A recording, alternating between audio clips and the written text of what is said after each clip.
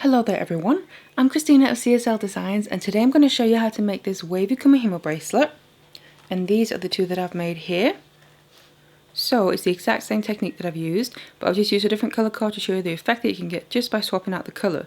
And then to achieve this wavy or curvy effect, I've added these beads in certain places along the braid as we're making it, and then that gives this really nice texture.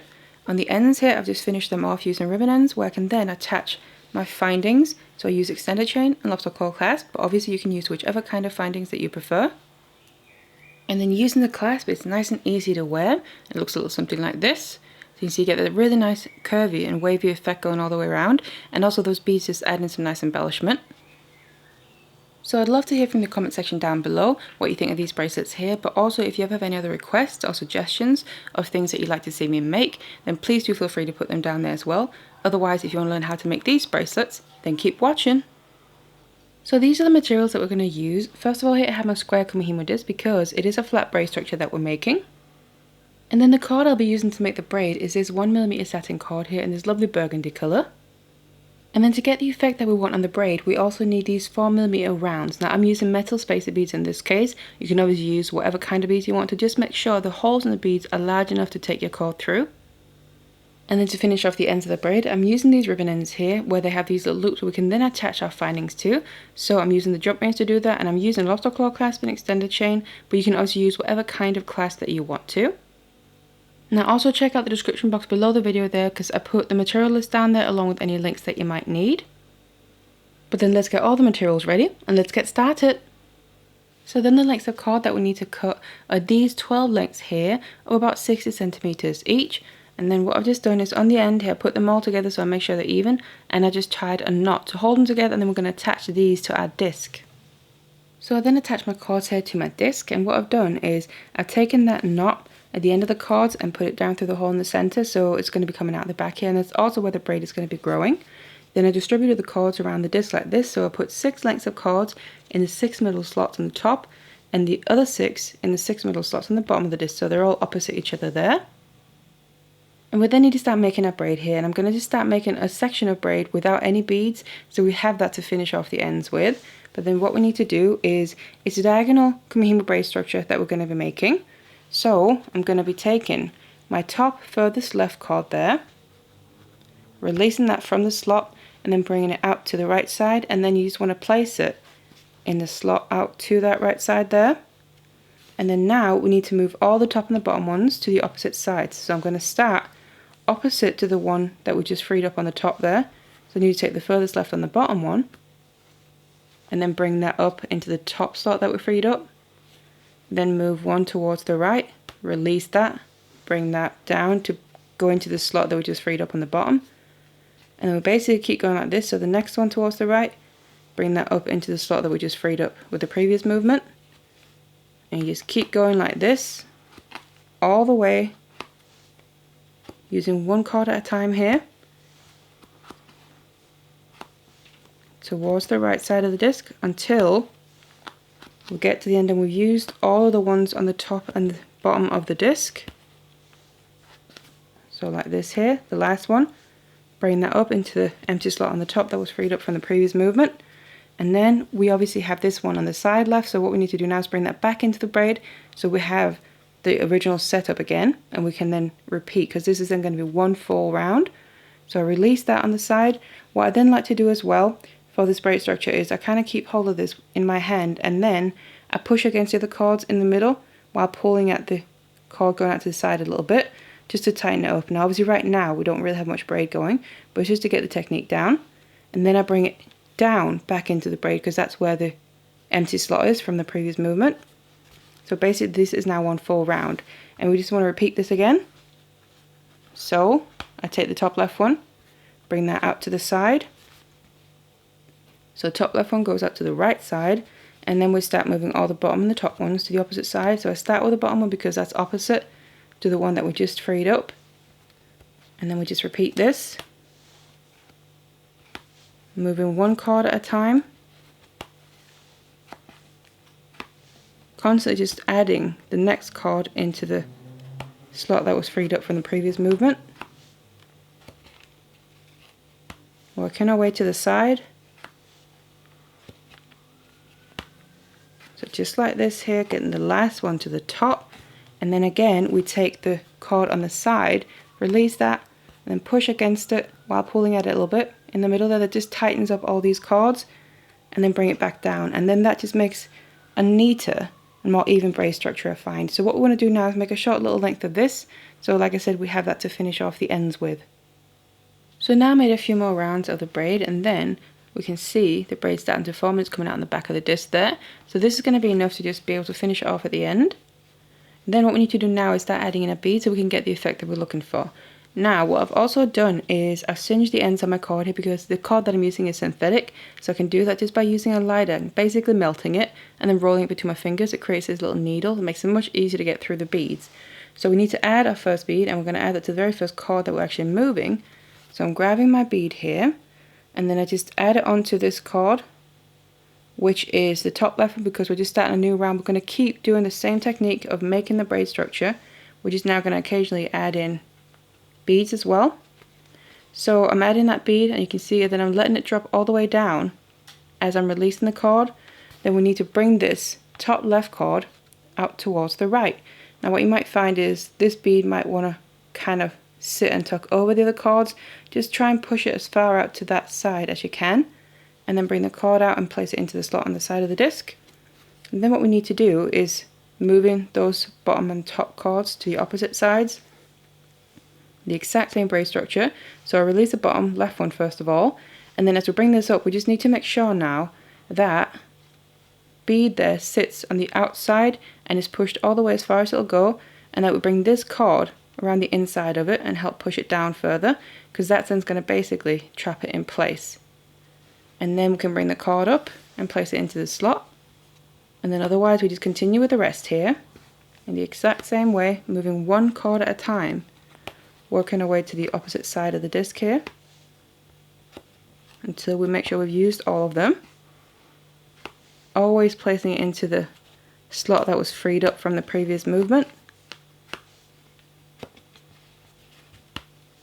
And the last one, bring that up, and then again I release the one on the side.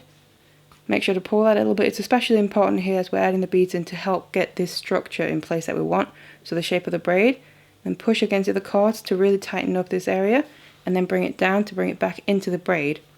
And then you can see we have that bead sitting there on the outside edge. And then basically we just want to repeat this again. So I now take my top left one, that's the new top left one. I want to add my bead onto that first of all. I kind of prefer to add the bead before I actually release the cords. That's just a really personal preference. It's not going to come undone by just releasing one cord or anything, so it doesn't really matter. It's just what I prefer to do.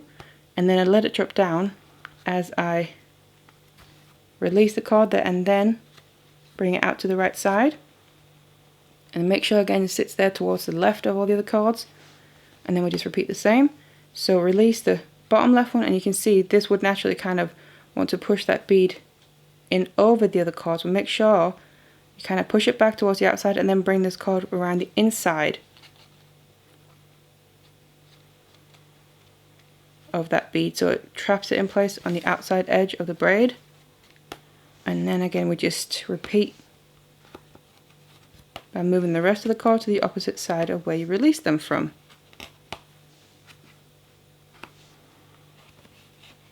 All the way to the end, moving every single one.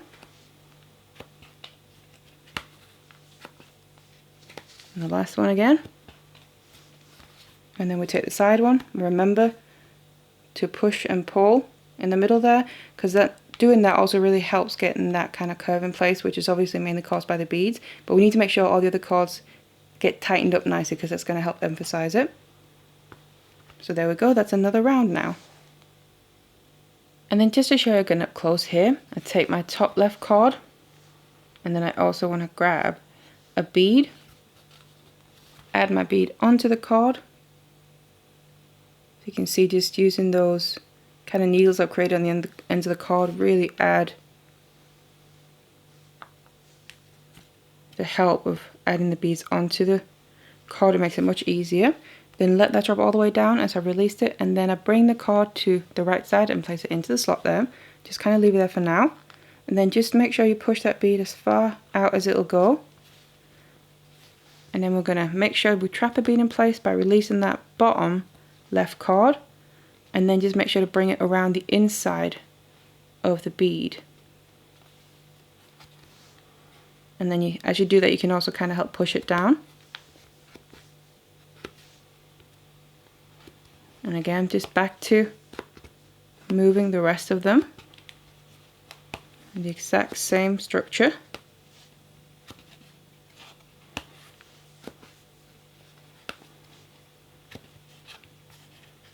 Bring that down, and then the last one, bring that up. And then the bottom here, we then need to bring the side one back to the bottom so we can kind of fill in that slot. So release that, push against the middle while pulling at the cord a little bit. So you can really see in there the cords get tightened up nicely.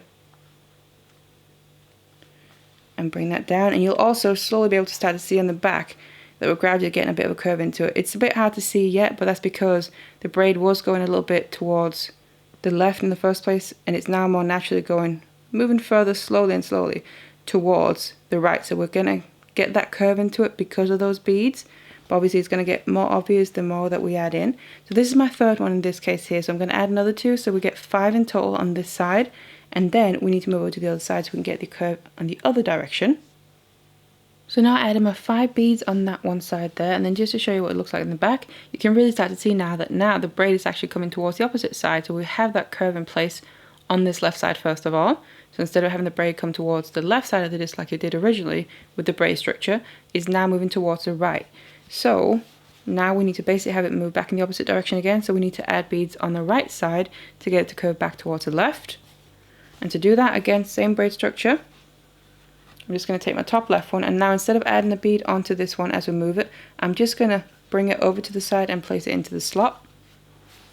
So obviously we now need to add them on the right side, not on the left. And then we start by just moving the cords in the same way. Just one at a time here. Same braid structure. Until we get to the last one. So the last one on the top there, bring that down, and then we had the last one on the bottom, and this is then actually the one that we need to add the bead to. So again, I grab my cord, the end of it, before I release it. Like I said, that's just personal preference. Then I add my bead onto it. Let it drop down now as I'm releasing the cord. And then what we need to do is make sure that this bead goes underneath the cord that's going out to the side. So you're going to really be able to see it up close. So just make sure you push it in there with your fingers. You push it all the way underneath that cord, and you kind of tuck it in, and then you bring it up into the empty slot on the top. And then you just want to repeat otherwise. Release that cord on the side, and make sure you still tighten up, because again, that's still going to help the shape that we want for the braid. And then you bring it down, making sure that you bring it down so that bead stays underneath, trapped in place. So just like this, and now this has started the curve on the other side. And then just to show you one more time up close again, to kind of show how to tuck in that bead underneath that cord, bring the top left one to the right side first of all, and then just move all the other cords one at a time.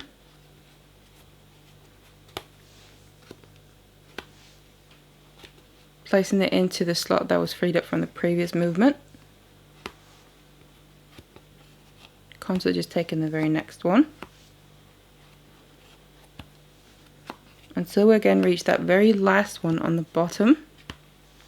Bring the top one down, which I then have here. So again, I grab the cord and I add my bead.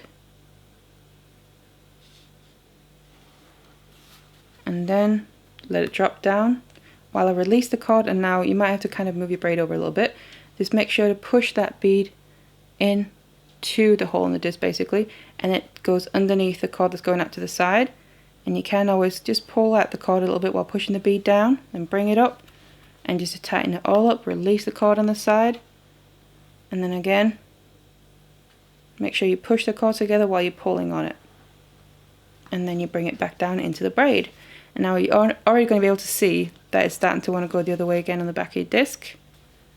So we're starting to get that curve in, but obviously here we didn't also need to add the same amount of beads. So you just want to add 5 in total. I've got 2 now, so another 3. So basically what we want to do is add 5. I did that on the first side, and I'm going to add 5 again on this side. Then once we've done that, the very next round we need to add another bead on the left side again. So we need to do 5 on that side, so we keep alternating between the sides, adding 5 beads at a time. And that's how you then get that kind of snaky curve into the braid. So now I kept braiding here, and then this is what I've ended up with. I reached the length that I want for mine. So we get all these little curves or waves going all the way along because of how we added in the beads. So now what we need to do is just make this end of the braid basically the same as we did in the beginning. So I just want to make a short little section with just the cord without adding beads in, just so we have that end to finish it off. So all we do from here is repeat the same structure. So just make another few rounds, like I said, just without adding beads in.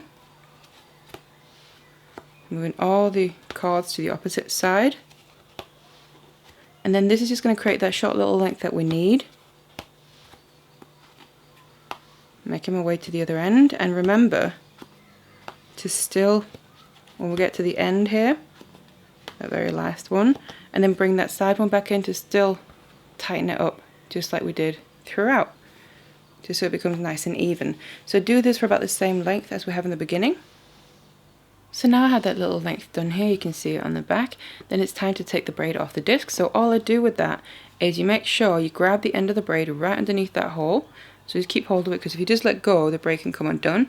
So grab hold of the end of the braid with your fingers there, and then I just release all the cords, just like this.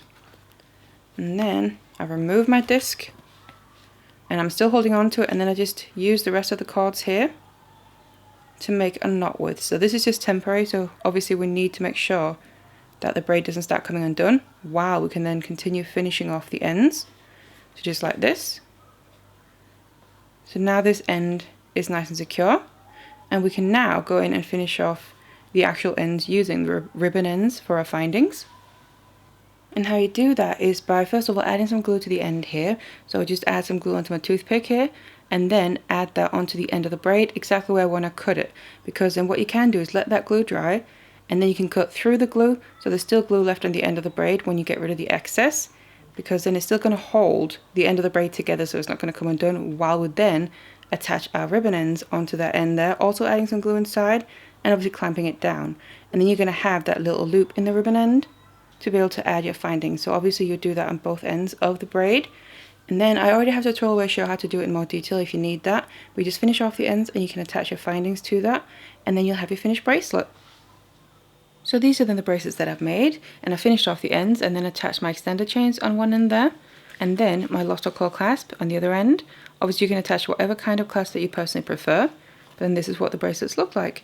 And then when you use a clasp, then it'll look a little something like this around your wrist. So give this really nice kind of wavy or curvy effect going all the way along, obviously because of the beads that we've added in. And we achieve this nice texture within the braid. So that's what it looks like. So I really hope you enjoyed this tutorial here. Now do feel free to leave me a comment down below. I'd love to hear from you. Hope you enjoyed this one, and I'll see you in the next one.